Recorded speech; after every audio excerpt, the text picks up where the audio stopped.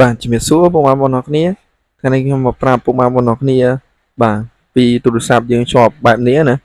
នេះយើងចុចសុកស្រាប់តែវាលោតបែបនេះមកអញ្ចឹងដើម្បីដោះវាបានពុកម៉ែបងប្អូនគ្នាឥឡូវយើងចូលទៅកាន់ setting បាទយើងចូលមកកាន់កន្លែង setting របស់យើងមកបន្តទៀតយើង scroll ចុះមកក្រោមបាទរកពាក្យថា screen time បាទ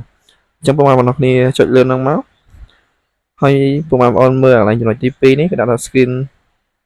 desktop ហ្នឹងពុកម៉ែបងប្អូនចុចលើហ្នឹងមកឃើញវាបើកមុខងារហ្នឹងអត់ពុកម៉ែបងប្អូនអញ្ចឹងពុកម៉ែបងប្អូនគ្នាធ្វើការបិទវាមកកន្លែងនេះយើងវាយបញ្ចូល password ទូរស័ព្ទរបស់យើងណានៅពេលដែលពុកម៉ែបងប្អូនបិទកន្លែងហ្នឹងហើយវានៅតែ load ទៀតអញ្ចឹងពុកម៉ែបងប្អូនគ្នាអាចធ្វើការបាទ reset setting របស់យើងទៀត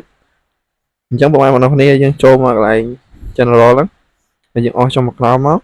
បាទហើយយើងចូលមកកន្លែង reset បាទពុកម៉ែបងប្អូនគ្នាចុចកន្លែង reset មក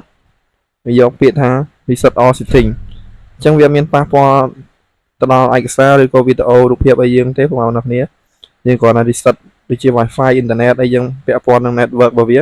អញ្ចឹងយើងទី2យើងចូលមកកន្លែង reset កន្លែង EastTag អញ្ចឹងបងប្អូនគ្នាអាចធ្វើការចូលកន្លែង device មកតមកយកពាក្យថា reset អញ្ចឹងបងប្អូនគ្នាចុចកន្លែង restart ទៅជាការស្រេចហើយអញ្ចឹងវីដេអូក៏មានតែប៉ុណ្្នឹងដែរបងប្អូនគ្នាជួបខ្ញុំនៅវីដេអូក្រោយទៀតអរគុណ